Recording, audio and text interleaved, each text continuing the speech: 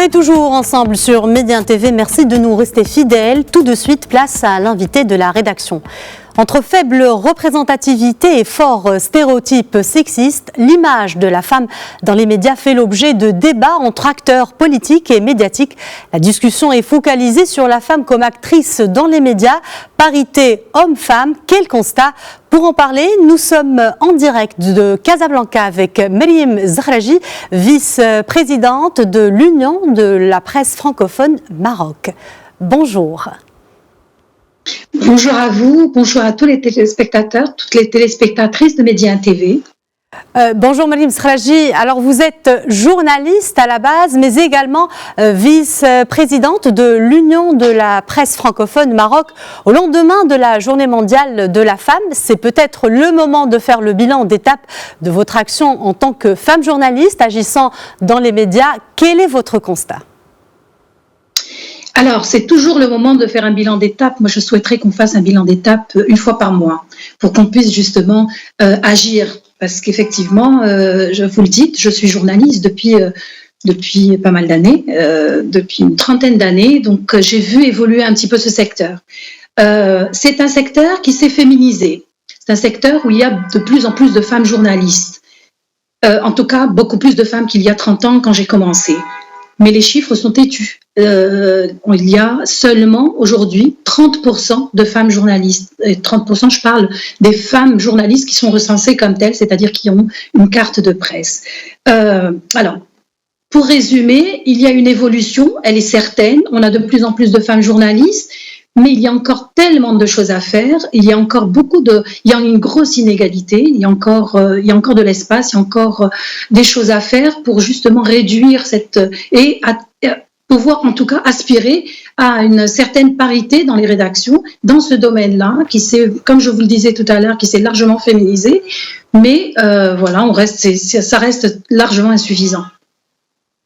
Justement, Meriem Zahraji, les femmes dans les médias, ce sont des aspirations et des ambitions. Parlant des postes de décision dans ce domaine qu'est les médias, on en a combien de femmes dans les postes de décision et comment faire pour booster leur présence ? Alors, je n'ai pas de chiffres exacts par rapport au poste de décision. Nous sommes justement à l'UPF Maroc. Nous sommes en train de conduire une étude. Nous sommes en train également de réaliser un documentaire pour essayer de comprendre tout cela et essayer d'avoir des données et des statistiques sûres. Donc, nous sommes, comme je vous le disais, cette étude, nous sommes en train de la conduire pour essayer de comprendre un petit peu ce qui se passe, faire un état des lieux et obtenir le maximum d'informations qui puissent nous aider déjà à comprendre la situation pour mettre en place des mécanismes et des outils pour essayer d'arranger ce qui a arrangé. Alors, la situation réelle est là, on le voit, pas de femmes dans les postes de décision, ce serait pas juste. Il y a des femmes, elles sont pas nombreuses. Alors, je voudrais quand même préciser et essayer de comprendre ensemble qu'est-ce qu'on entend par décision. Décision, c'est une vraie marge de manœuvre. Ce n'est pas simplement un poste, ce n'est pas simplement on va nommer une femme journaliste, un poste de rédactrice en chef, mais derrière, il y a un ensemble d'autres paramètres ou d'autres personnes qui prennent des décisions. Il faut vraiment qu'elle ait une marge de manœuvre importante pour qu'elle puisse agir, intervenir au niveau des recrutements, intervenir au niveau de la ligne éditoriale, intervenir au niveau du choix des sujets, sur un certain nombre de choses. Nous n'avons pas encore, en tout cas, à la télévision, à la radio, peut-être un peu plus de femmes au poste de décision, mais nous avons commencé à interroger certaines d'entre elles. C'est pas la décision comme on le souhaiterait, comme nous, femmes journalistes, nous le souhaiterions. Donc il y a encore énormément de choses à faire, il y a énormément de travail. Les femmes sont toujours confrontées dans notre secteur à ce fameux plafond de verre. Je pense que c'est le cas dans un certain nombre d'autres domaines, mais dans la presse, c'est toujours le cas. Presque pas de femmes patronnes de presse, c'est-à-dire patronnes d'un groupe de presse, pas de femmes à la direction de la publication, peut-être dans les magazines féminins, mais il ne faudrait pas que ce soit vraiment le seul domaine où elles peuvent prétendre à des postes de décision. Donc, il y a encore du travail à faire. Moi, je vous le disais, on est en train de travailler au niveau de l'UPF Maroc pour essayer d'abord de comprendre la situation, de voir quelles sont les causes et quelles sont surtout les actions à mettre en place et les leviers pour agir. Très bien, Merim Sraji, des femmes des médias, nous passons à l'image des femmes dans les médias. Êtes-vous satisfaite du traitement fait aux femmes dans les supports médiatiques ? Qui le serait? Alors, je ne parle pas des dérapages. Les dérapages, il y en a beaucoup, on les a recensés. Je crois qu'aujourd'hui, le régulateur, la ACA, a montré que voilà, quand quelque chose ne va pas, on intervient pour mettre fin à à ces stéréotypes, à ces images qu'on veut donner de la femme d'une manière générale. Mais parlons de la présence de la femme dans les médias sur un tout autre aspect. La ACA, justement, a organisé vendredi dernier un atelier thématique dans lequel elle a réuni un certain nombre d'acteurs, les médias, bien évidemment, donc un certain nombre de journalistes, des représentants de la société civile. Donc, il y avait aussi la ACA et nous avons essayé de parler, de voir justement quelle était cette image de la femme dans les médias, quelles étaient les causes de cette image un peu stéréotypée que l'on voit souvent, qu'on relève souvent dans les médias. Et donc de cette discussion est né un certain nombre de choses. On a déjà déterminé, on a défini quelles étaient les causes, et les causes pouvaient être des causes culturelles, des causes inhérente à la femme elle-même. Vous savez qu'aujourd'hui, il y a un problème aussi par rapport au porte-parole, par rapport à la prise de parole dans les médias. Vous savez, les femmes souvent ne se sentent pas légitimes et c'est dommage parce qu'elles ont des choses à dire et elles peuvent intervenir sur de nombreux sujets politiques, économiques, etc. Donc, si je reviens justement à cet aspect-là, je vais vous donner un chiffre bon, qui continue de choquer, hein, même si dans notre métier, c'est des chiffres qu'on voit souvent, c'est des chiffres qui se répètent, mais qui continue de choquer quand même. Par exemple, on va prendre le projet de loi de finances 2020. Alors, sur ce projet-là, justement, ce sont des chiffres qui ont été révélés par la ACA. Sur ces projets-là, sur ce projet-là, seuls 13% des femmes politiques ont pris la parole. Alors, femmes politiques, ça veut dire que c'est des femmes qui sont quand même sur le terrain. Seuls 13% ont pris la parole. 26% de celles qui représentent justement les chambres professionnelles, les syndicats, etc. Et encore moins quand elles sont expertes, etc. Encore moins. Donc, c'est des chiffres qui continuent de choquer. Comment se fait-il aujourd'hui que ces femmes qui ont fait des études, qui ont des postes, qui sont expertes dans un certain nombre de domaines, et aujourd'hui on ne les recense même plus, comment se fait-il qu'on ne les voit pas? Donc, il faut dire aussi que nous avons un rôle en tant que journalistes et en tant que médias, un rôle très, très important de visibilisation de la femme dans les médias. Et je crois que nous allons devoir y travailler très sérieusement et c'est pour ça que nous avons beaucoup discuté lors de cet atelier de la ACA pour voir comment nous pouvons travailler ensemble pour justement essayer de revaloriser cette image et en fait revaloriser plutôt donner à la femme la place qu'elle mérite dans les médias et aspirer à un peu plus de parité, un peu plus d'égalité. Parlons toujours des stéréotypes, des idées toutes faites. Pourquoi cette image dans certains médias persiste encore à nous miroiter des caractéristiques qu'on voudrait faire coller à la femme? Quelles en sont les causes? Écoutez, les causes sont multiples, il y en a tellement aujourd'hui, il y a énormément de causes. Comme je vous disais, c'est des causes qui peuvent être liées à la femme elle-même, avec la façon avec laquelle elle a été, peut-être elle a grandi, la façon qu'on a eu de lui dire voilà ce qu'il faut faire. Je retiendrai toujours une phrase très intéressante et très révélatrice de la situation d'une de mes consoeurs qui a intervenu dans le documentaire dont je vous ai parlé, que l'UPF Maroc est en train de monter, de réaliser, et qui disait, quand j'ai commencé, c'était à peine s'il me disait la place pour les femmes dans la rédaction. Il y a ça aussi, cette image, cette perception de la femme qui veut qu'on passe souvent en deuxième position, qu'on n'a pas le droit à la parole, qu'on ne prend la parole que si on veut bien nous la donner.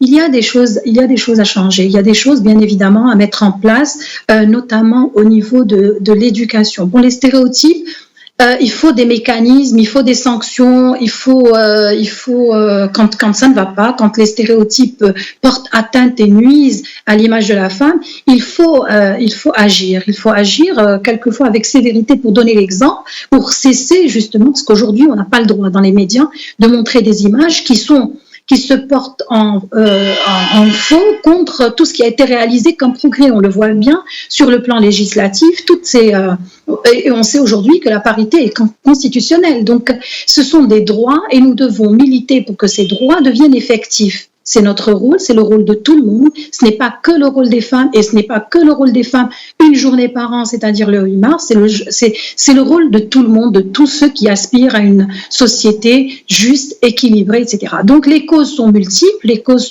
elles sont presque, je vais dire, socio-culturelles.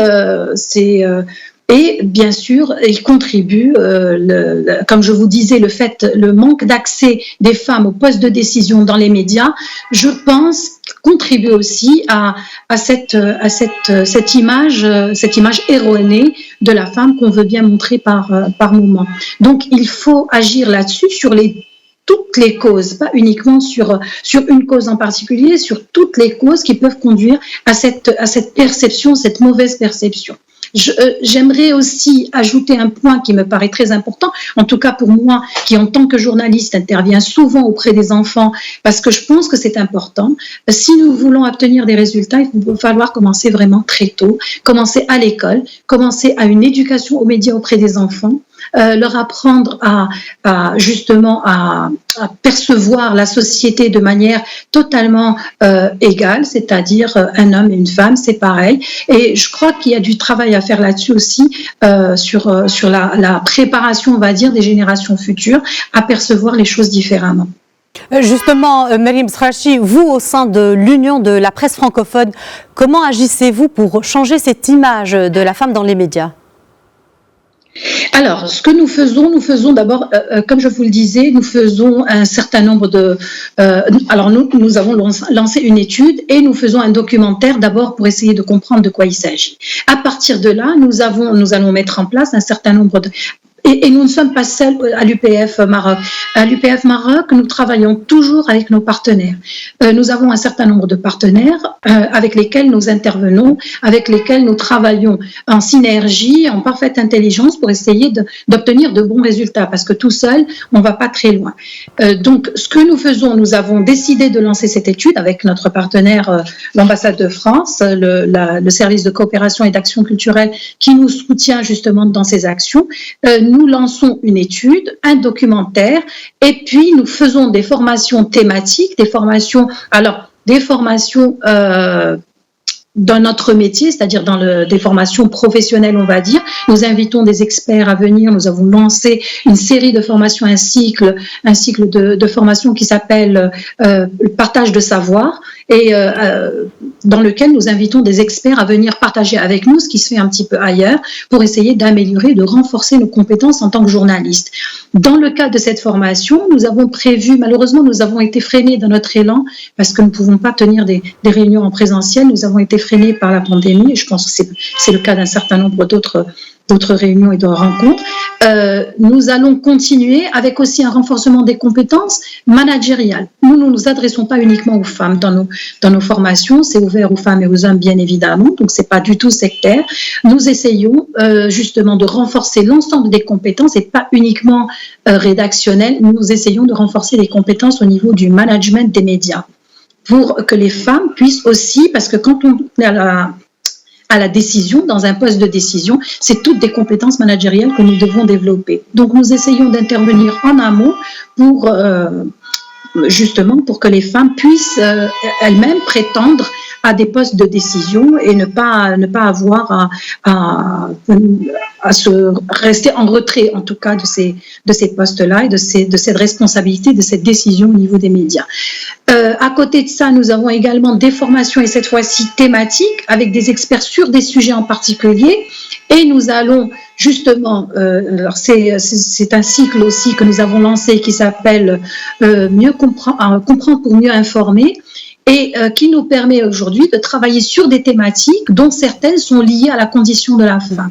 Et je pense que c'est ça, le fait de comprendre ces sujets-là nous permettra justement d'agir et de mettre en place des actions. Mais nous allons attendre quand même les résultats de l'étude que nous partagerons bien entendu avec vous, avec tout le monde, avec tous nos partenaires, tous les journalistes pour essayer de comprendre. Et nous allons à partir de là dégager en tout cas des pistes et des actions à mettre en place. Très bien, Mariam Sraji, quand on fait le constat sur la parité homme-femme, la clé d'une société plus égalitaire, où réside-t-elle, selon vous ? Elle réside, comme je vous le disais, elle réside d'abord sur une conscientisation, elle réside dans une conscientisation de la chose. Il faut qu'on prenne conscience qu'aujourd'hui, une société qui prive 50% de sa population de la parole, d'une action effective sur le terrain, d'une participation, d'une contribution, est une société qui ne pourra pas marcher, en tout cas pas au rythme auquel nous aspirons tous, c'est-à-dire nous ne pouvons pas évoluer, nous développer comme nous le voulons, comme nous le souhaitons et comme nous le méritons dans notre pays, puisque des efforts sont consentis, il faut qu'il y ait aujourd'hui une participation active. Donc, d'abord, ça, je le répète, je le dis, j'en suis convaincue, l'éducation est très importante. Nous devons agir à partir des, vraiment, dans les toutes premières classes au niveau de l'école, auprès des enfants, pour préparer des générations. Je vais prendre un exemple très révélateur à mon sens de cette volonté. En tout cas, la volonté existe. Maintenant, il faut que tout le monde s'inscrive dans la même dynamique et dans la même démarche. Prenons le sport, par exemple, pour les femmes. Le sport pour les femmes, on voit aujourd'hui des efforts énormes sur c'est-à-dire pour la promotion, en tout cas, du football féminin dans notre pays. Sachez qu'aujourd'hui, il y a énormément de filles qui veulent jouer au sport, qui veulent jouer au foot. Et aujourd'hui, on a mis en place un plan très dynamique, très ambitieux pour promouvoir justement la participation de la fille dans...